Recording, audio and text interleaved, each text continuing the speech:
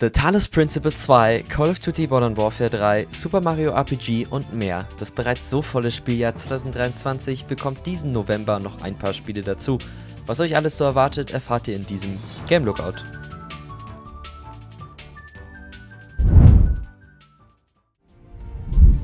Vor nun schon ein paar Jahren kündigte Riot Games an, mehr Spiele im League of Legends Universum in Zusammenarbeit mit verschiedenen SpielentwicklerInnen zu veröffentlichen. Nach Spielen wie Convergence, A League of Legends Story erscheint ein weiteres Spin-off des beliebten MOBA League of Legends.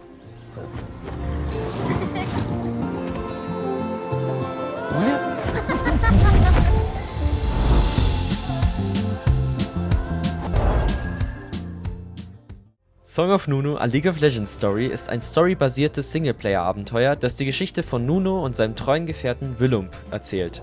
Die beiden sind auf der Suche nach der Mutter von Nunu.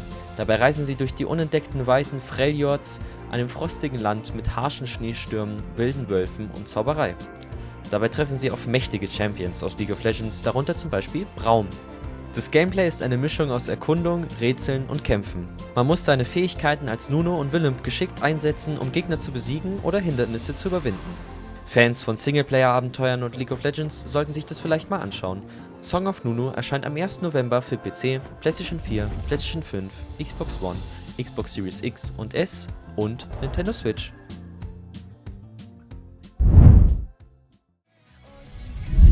Star Ocean: The Second Story war ein klassisches JRPG, das ursprünglich 1998 für die PlayStation erschien. Jetzt bald erscheint das Remake dieses alteingesessenen Titels, das einige Verbesserungen und Neuerungen bietet.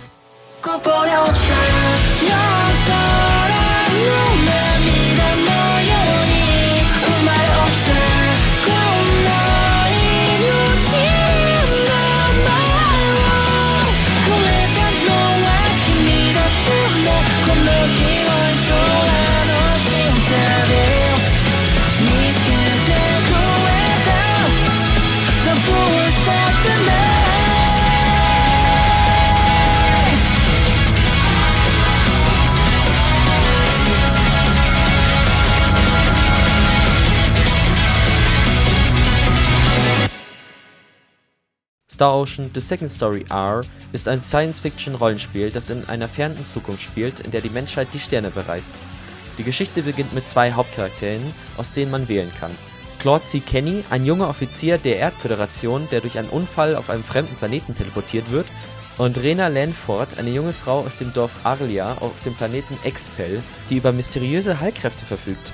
Je nachdem, wen man wählt, erlebt man unterschiedliche Abenteuer und trifft auf verschiedene BegleiterInnen, die einen im Kampf unterstützen.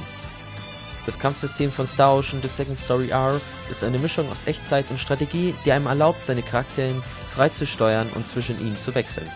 Man kann auch Spezialfähigkeiten einsetzen, die sogenannten Symbology Spells, die magische oder technische Effekte haben. Das Spiel bietet außerdem ein umfangreiches Skillsystem, mit dem man seine Charaktere individuell anpassen und verbessern kann. Die Grafik von Star Ocean: The Second Story R wurde komplett überarbeitet und an die aktuellen Standards angepasst. Die auffälligste Änderung ist, dass die Szenarien für die Städte, Dungeons und die Oberwelt komplett neu gestaltet wurden, wobei 3D-Modelle anstelle der vorgerenderten Hintergründe aus dem Originalspiel verwendet wurden. Die CharakterInnen-Modelle sind nun in HD-Qualität und die Zwischensequenzen wurden neu animiert. Die Musik wurde ebenfalls verbessert. Alle Tracks wurden neu komponiert, einschließlich Fullband-Performance und Streichsounds. Das Spiel bietet außerdem eine Sprachausgabe für alle Dialoge, sowohl auf Japanisch als auch auf Englisch. Star Ocean: The Second Story R ist also ein Spiel, das sowohl Fans des Originals als auch NeuensteigerInnen interessieren könnte. Es bietet eine spannende und abwechslungsreiche Geschichte, ein dynamisches und taktisches Kampfsystem, eine hohe Wiederspielbarkeit durch verschiedene Routen und Enden und eine wunderschöne Präsentation. Wenn ihr also Lust habt, euch in ein intergalaktisches Abenteuer zu stützen, dann solltet ihr euch Star Ocean: The Second Story R, das am 2. November für PC, PlayStation 4, PlayStation 5 und Nintendo Switch erscheint, nicht entgehen lassen.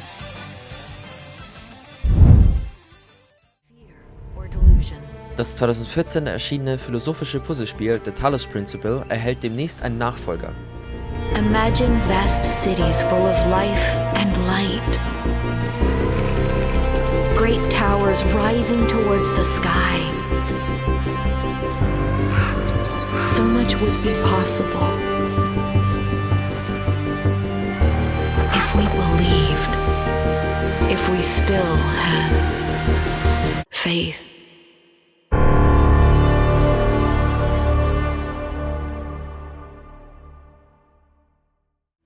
The Talos Principle 2 ist ein First-Person-Puzzlespiel und eine Fortsetzung des Spiels aus 2014. Es macht aber einen großen Zeitsprung und erzählt eine eigenständige Geschichte. Wie auch im Vorgänger können die SpielerInnen mit verschiedenen Charakteren interagieren, die einem mehr über alles Mögliche erzählen. Dabei handelt es sich wieder um Multiple-Choice-Gespräche, die auf unterschiedliche Weisen ausgehen können. Diese Gespräche sind oft philosophisch oder religiös geprägt und regen die SpielerInnen zum Nachdenken an. Das Spiel stellt den SpielerInnen immer wieder moralische Fragen oder Dilemmata vor, auf die man unterschiedlich reagieren kann. Das Gameplay von The Talos Principle 2 ist ähnlich wie im ersten Teil, aber mit einigen leichten Verbesserungen und Neuerungen. In jedem Abschnitt gibt es mehrere Rätselbereiche, die die SpielerInnen betreten und lösen müssen, um weiter voranzukommen.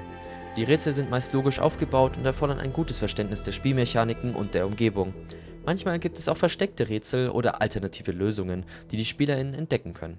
Talos Principle 2 ist also ein Spiel für alle, die gerne knifflige Rätsel lösen und sich gleichzeitig mit spannenden Themen wie künstlicher Intelligenz, freiem Willen oder dem Sinn des Lebens beschäftigen wollen. Das Spiel sieht auch grafisch sehr gut aus und ist auf jeden Fall in der Aufmachung ein Step-Up zum Vorgänger. The Talos Principle 2 erscheint am 2. November für PC, PlayStation 5 und Xbox Series X und S.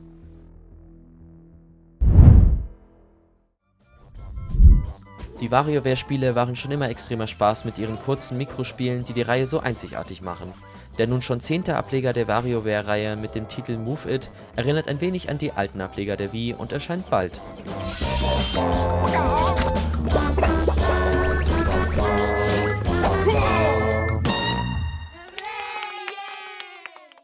WarioWare Move It ist ein Partyspiel für die Nintendo Switch, in dem man mit seinen Freundinnen oder alleine eine Reihe von verrückten Mikrospielen, im Prinzip Minispiele, die extrem kurz sind, meistern muss. Die Besonderheit in diesem Titel ist, dass man die Joy-Con-Controller als Bewegungssensoren nutzen muss, um verschiedene Haltungen einzunehmen, in der man dann die verschiedenen Mikrospiele lösen muss. Das Spiel bietet verschiedene Modi, in denen man sich austoben kann. Im Story-Modus kann man die Geschichte von Wario und seinen FreundInnen verfolgen, die gerade dabei sind, Urlaub auf einer tropischen Insel zu machen. Dabei trifft man auf viele bekannte CharakterInnen aus dem WarioWare-Universum, die jeweils ihre eigenen Minispiele mitbringen. Im Party-Modus kann man mit bis zu 4 SpielerInnen gegeneinander oder miteinander spielen und herausfinden, wer der beste Minispielmeister ist. Außerdem gibt es noch mehr Minispiele nach dem Abschluss des Story-Modus. WarioWare Move It erscheint am 3.11. exklusiv für die Nintendo Switch. The Invincible ist ein Hard-Science-Fiction-Roman des polnischen Autors Stanisław Lem, der 1964 veröffentlicht wurde. Es ist einer der ersten Romane, die die Idee von Mikrorobotern, Smart Dust, künstlicher Schwarmintelligenz und Nekroevolution, ein vom Lem vorgeschlagener Begriff für die Evolution nicht lebender Materie, erforschen. Das auf den Roman basierende gleichnamige Spiel erscheint demnächst. Gorski, you lucky man. What else is the cosmos prepared for me?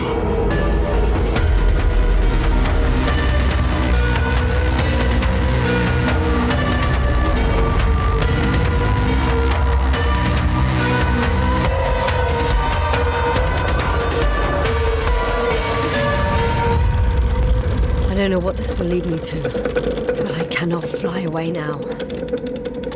I will bring them on board. Alive or dead. I have no time to waste. In The Invincible schlüpft man in die Rolle einer Astrobiologin namens Jasna. Sie und ihre Crew verschlägt es während eines Weltraumrennens auf den unerforschten Planeten Regis 3. Die wissenschaftliche Reise verwandelt sich dort schnell in eine Suchmission nach verlorenen Crewmitgliedern. Nun versucht man ihren Spuren zu folgen, während jede Entscheidung, die man trifft, einen weiter in Gefahr bringen kann. Man muss nicht nur seine Überlebensfähigkeiten unter Beweis stellen, sondern auch moralische Entscheidungen treffen, die den Verlauf der Geschichte beeinflussen. Roboter, Menschen. Man selbst kann entscheiden, ob und wie man mit den verschiedenen Kreaturen auf Regis 2 interagiert. Das Spiel ist in der Ego-Perspektive gehalten und bietet einem eine offene Welt, die man mit verschiedenen Fahrzeugen und Geräten erkunden kann. Das Gameplay von The Invincible soll eine Mischung aus Erkundung, Rätsel, Stealth und Kampf bieten.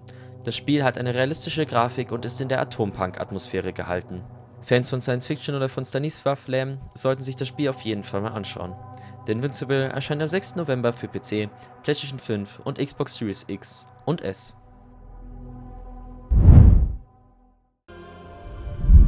Dontnod war früher für seine Life is Strange-Reihe bekannt, doch in letzter Zeit versuchen sie sich immer mehr an verschiedenen Spielen, wie auch dieses bald erscheinende Spiel.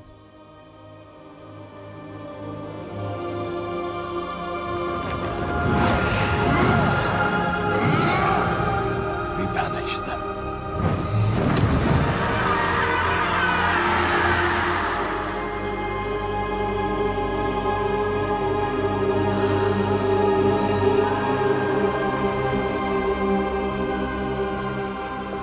I wish you a good hunt, then.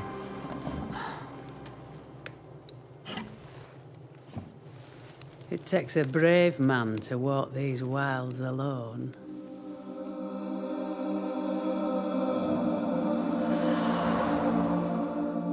I'm not alone. Banishers Ghost of New Eden ist ein Story-Action-RPG. In ihm geht es um Antea Duerate und Red Mac Wraith.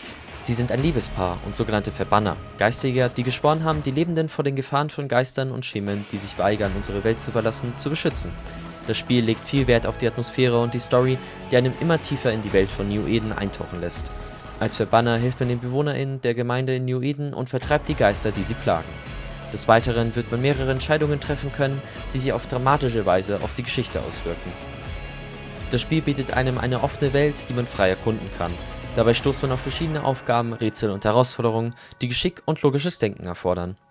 Man kann zwischen verschiedenen Waffen und Kampfstilen wählen und seine Skills erweitern, um sich gegen die Geister zu wehren. Banishers Ghost of New Eden erscheint am 7. November für PC, PlayStation 5 und Xbox Series X und S.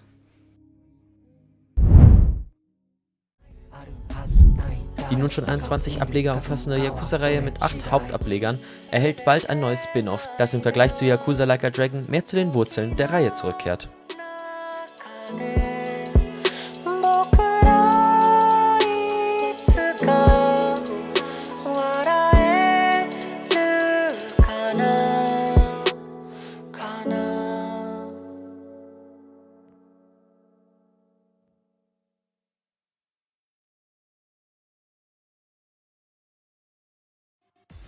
In Like a Dragon Gaiden, The Man Who Erased His Name, geht es, wie der Titel schon verrät, um einen Mann, der seinen Namen ausgelöscht hat, um ein neues Leben zu beginnen.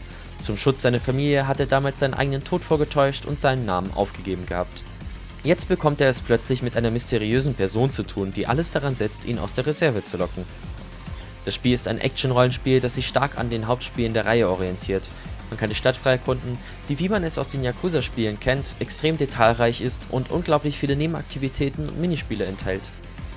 Das Kampfsystem ist jedoch nicht wie im neuesten Teil Yakuza Like a Dragon rundenbasiert, sondern findet wieder zu seinen älteren Teilen zurück, mit einem Echtzeitkampfsystem, mit dem man sich durch Horden an Gegnern prügelt.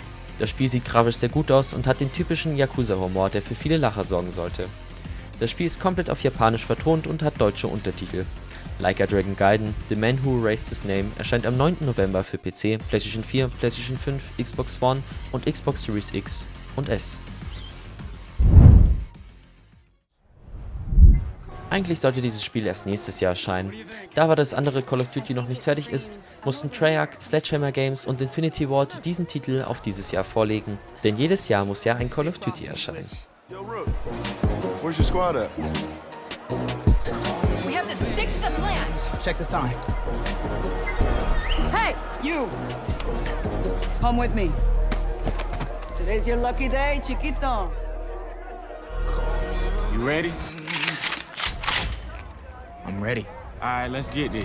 I'm with the squad forever. When it come to winning, we better. The team loyal to me. Through it all, we stand together. If we fall, better pick him up. Go down, better get back up. Big Glock and I got my tub. But they know they ain't fucking with us. In dem dritten Ableger von Call of Duty Modern Warfare, in dem Fall die moderne Reihe von Modern Warfare, nicht die 3 Titel aus den Jahren davor, stellt sich Captain Price und die Task Force 141 der ultimativen Bedrohung.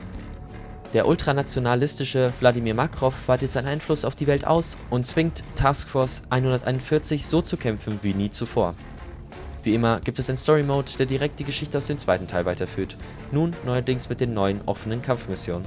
Natürlich gibt es auch einen umfangreichen Mehrspieler-Modus, in dem man online gegen andere SpielerInnen antreten kann. Man kann sein eigenes Loadout an Waffenmodifikationen und Fähigkeiten zusammenstellen und die altbekannten Modi spielen. Direkt zum Start werden 16 Multiplayer-Maps aus dem originalen Modern Warfare 2 aus 2009 verfügbar sein. Ganz neue Maps lassen noch auf sich warten, denn 12 weitere brandneue 6v6 Maps sollen erst später dazukommen. Ganz neu ist der Open-World-Zombie-Modus, der den alten Zombie-Modus ersetzt.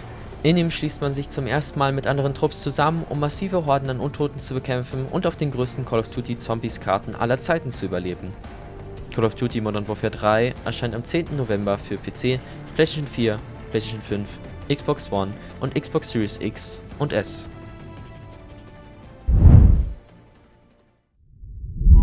Super Mario RPG Legends of the Seven Stars erschien im Jahr 1996 in Japan und Nordamerika. In Europa sahen wir das Spiel bis 2008 offiziell nie. Seit 2008 war es zum ersten Mal in Europa auf der damaligen Virtual Console verfügbar. Nun im Jahr 2023 erscheint ein Remake des Originals.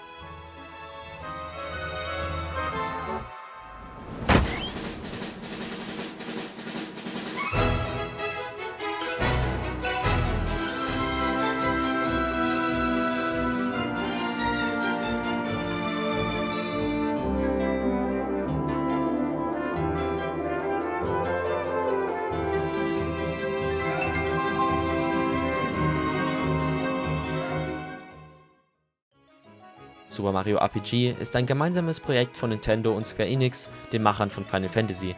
Das Remake hat eine komplette überarbeitete Grafik, die den Charme des Originals bewahrt, aber auch neue Effekte und Details hinzufügt. Die Musik ist ebenfalls neu komponiert und klingt fantastisch.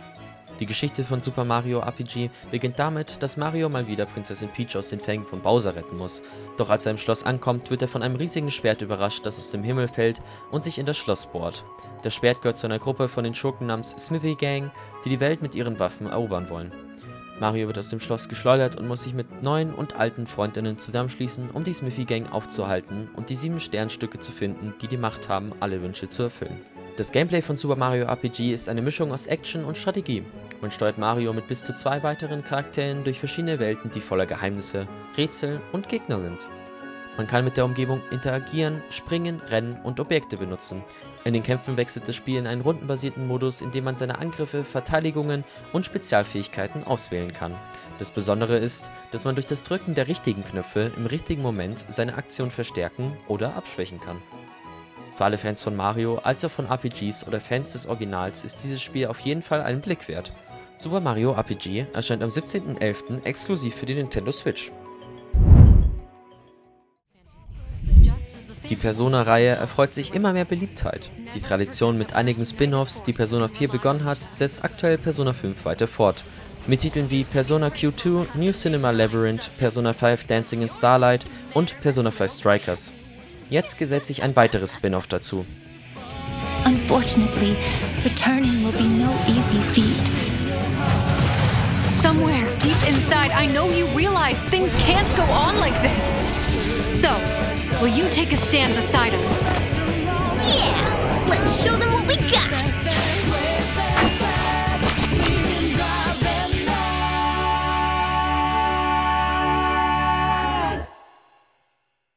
In Persona 5 Tactica übernimmt man die Rolle von Joker, dem Anführer der Phantomdiebe, eine Gruppe von Jugendlichen, die die verdorbenen Herzen der Menschen stehlen können.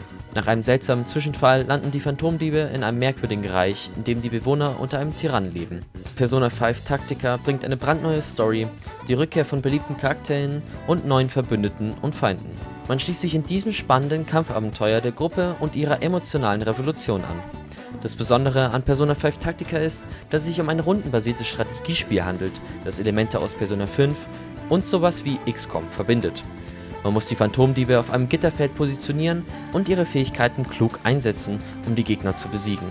Das Spiel erscheint am 17. November für PC, PlayStation 4, PlayStation 5, Xbox One, Xbox Series X und S und Nintendo Switch. Es ist auch Day One im Game Pass erhältlich. Das waren die meisten Spiele, die im November erscheinen. Wir hoffen, es ist auch etwas für euch dabei. Lasst doch mal einen Kommentar da, wo ihr sagt, welches Spiel euch am meisten interessiert und warum. Sollte euch gefallen, was wir hier machen, lasst bitte ein Like und ein Abo da. Wir sehen uns wieder. Bye bye.